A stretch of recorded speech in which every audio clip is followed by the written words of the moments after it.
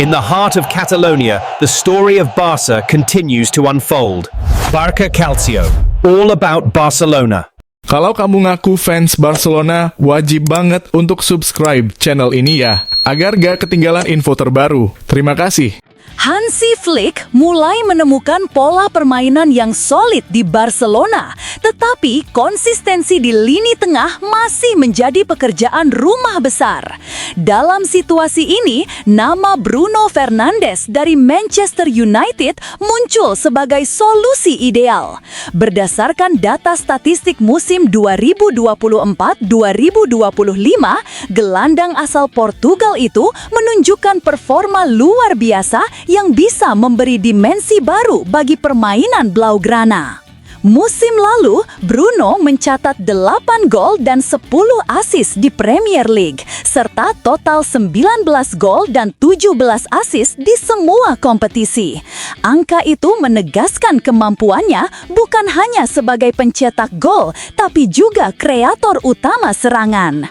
Dalam sistem Flick yang mengandalkan pressing tinggi dan transisi cepat, pemain dengan kontribusi sebesar itu akan menjadi aset tak ternilai. Lebih dari sekadar produktivitas, Bruno juga unggul dalam hal kreativitas. Ia menjadi salah satu pemain dengan jumlah key passes dan progressive passes tertinggi di Premier League musim lalu. Statistik juga menunjukkan bahwa ia memimpin dalam jumlah through ball atau umpan terobosan yang membuka ruang bagi penyerang.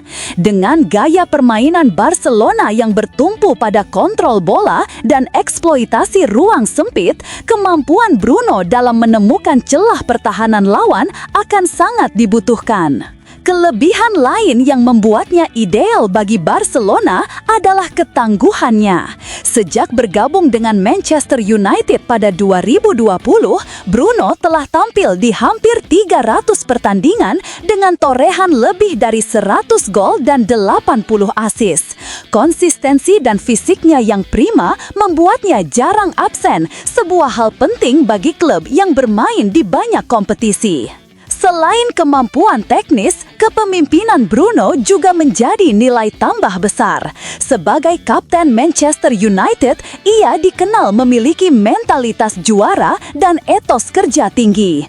Penghargaan Sir Matt Busby Player of the Year 2025 yang keempat kalinya ia raih menjadi bukti nyata kontribusinya baik di lapangan maupun ruang ganti. Dalam konteks taktik, Hansi Flick membutuhkan gelandang yang mampu bergerak di antara lini pertahanan dan tengah lawan, membantu proses build-up sekaligus menjadi ancaman di kotak penalti. Bruno memenuhi semua kriteria itu. Ia bisa mengatur tempo, menciptakan peluang, dan mengeksekusi bola mati. 3 aspek yang kerap hilang dari lini tengah Barcelona belakangan ini. Dengan kombinasi kreativitas, produktivitas, dan kepemimpinan yang lengkap, Bruno Fernandes adalah sosok yang dapat membawa Barcelona ke level berikutnya. Jika klub Katalan benar-benar serius mengejar gelar La Liga dan Liga Champions musim ini, maka mendatangkan Bruno bukan sekadar opsi, melainkan kebutuhan mendesak bagi ambisi juara di bawah komando Hansi Flick. Frenkie de Jong menjadi pemain Barcelona pertama yang secara terbuka menentang keputusan La Liga untuk memindahkan laga melawan Villarreal ke Miami pada 21 Desember mendatang. Gelandang asal Belanda itu menilai langkah tersebut tidak adil dari sisi sportif, sebab laga yang seharusnya menjadi partai tandang kini digelar di tempat netral. Ia memahami keputusan itu menguntungkan secara komersial, tetapi menegaskan dirinya tidak setuju dan merasa suara para pemain diabaikan. Pelatih timnas Belanda, Ronald Koeman, turut mengecam rencana tersebut dan menyebutnya tidak masuk akal. Menurutnya, laga Villarreal Barcelona selalu menjadi tantangan berat bagi Blaugrana dan memindahkannya ke luar negeri hanya akan merusak keseimbangan kompetisi. Keputusan kontroversial ini memicu perdebatan tentang prioritas liga yang dinilai lebih mementingkan keuntungan finansial dibandingkan keadilan olahraga.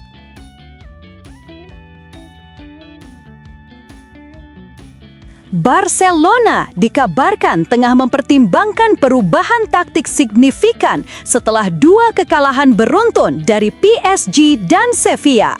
Menurut laporan Mundo Deportivo, pelatih Hansi Flick sedang menyiapkan skema baru yang berpotensi menempatkan Marcus Rashford sebagai penyerang tengah setelah jeda internasional. Penyerang asal Inggris itu tampil impresif sejak bergabung dengan status pinjaman, terutama saat dimainkan di sisi kiri lini serang. Namun, dengan pulihnya Rafinha dan Lamine Yamal, Flick ingin memaksimalkan potensi serangan tim dengan menempatkan Rashford di posisi nomor 9. Langkah ini diyakini dapat menghadirkan efisiensi lebih tinggi di lini depan, mengingat kecepatan dan kemampuan penyelesaian akhir Rashford yang tajam di area kotak penalti. Keputusan tersebut juga menjadi upaya Flick untuk menghidupkan kembali ketajaman Barcelona usai performa menyerang mereka dinilai kurang efektif dalam 2 laga terakhir. Eksperimen ini diharapkan menjadi kunci kebangkitan Blaugrana di paruh kedua musim. Hansi Flick tengah menghadapi sorotan tajam usai Barcelona menelan 2 kekalahan beruntun dari PSG dan Sevilla. Namun, kiper Wojciech Szczesny memberikan pembelaan terhadap sang pelatih dengan menegaskan bahwa sistem permainan bukan penyebab utama penurunan performa tim. Ia menilai tanggung jawab terbesar justru berada pada lini tengah dan depan yang kurang optimal dalam menjaga penguasaan bola serta melakukan pressing efektif. Szczesny menilai bahwa garis pertahanan tinggi akan selalu beresiko bila tim gagal mengontrol tempo karena kehilangan bola dapat membuat bek terekspos dan kelelahan. Ia menegaskan bahwa taktik Barcelona terbukti efektif musim lalu ketika dijalankan dengan intensitas dan konsentrasi maksimal. Kekalahan dari Sevilla dianggap sebagai pelajaran berharga agar tim lebih disiplin menjalankan sistem yang sama. Baginya, masalah utama bukan pada taktik Flick, melainkan bagaimana para pemain mengeksekusinya di lapangan.